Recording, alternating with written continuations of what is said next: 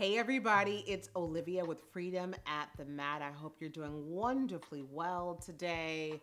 Listen in for a short passage from Marianne Williamson from her book, A Year of Miracles. On day 148, she says, "May I see myself as God sees me." And, when I found this passage, I was reminded of a friend of mine who, I was speaking poorly about myself. And she says, "Please don't talk about my friend like that. Please don't talk about my friend." And another time I was speaking poorly about myself, and my cousin Pam, she said, "You talk so ugly to yourself," right? And so what I want us to do is to try to step back from what we see in the mirror for a moment and see ourselves as God would see us. She says, "God created me as a perfect creation. And so, in spirit, I remain. May the light of my internal perfection cast out any darkness in my mortal self. Thus may I express in the world the love that is in my heart. May God's opinion, and not the opinion of others, determine how I see myself.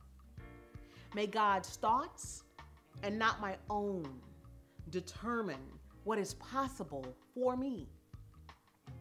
May my self-perception rest only on the vision that God holds of me."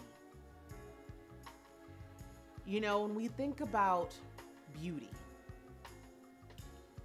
many of us have been subjected to advertisements.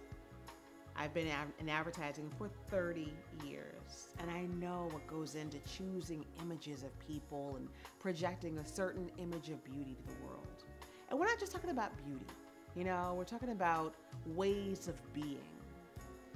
There's a whole notion around even toxic masculinity, that all men have to be buff and strong and tall and 6 feet tall and all that.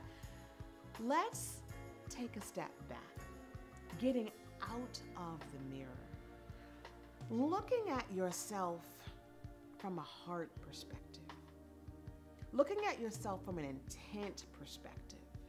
We all know that many times the heart means one thing, the spirit means one thing, but the flesh does something else.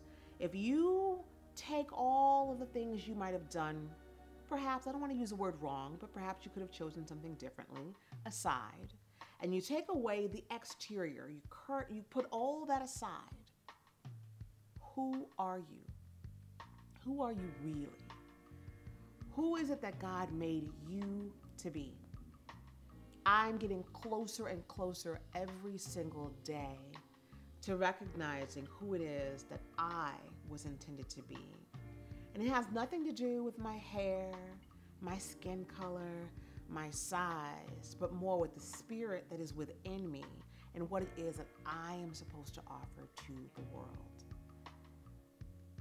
I'm a light worker, and I know that that is how God sees me. So I invite yourself to halt all negative self-talk. Anything negative about yourself, if there isn't a line, a straight line, a beeline to, well, this happened, I could have made a better decision. In the future, I will try to do better. Versus, I should have done this. No judgment words, just what you could have done and how you're going to change for the future. If it's not those words, I want you to scratch them all and really see yourself fully as God sees you. See yourself truthfully, because that's the truth. May God continue to be with you. Thank you for being on this journey with me. Namaste, Ashe. I'll see you soon. You're so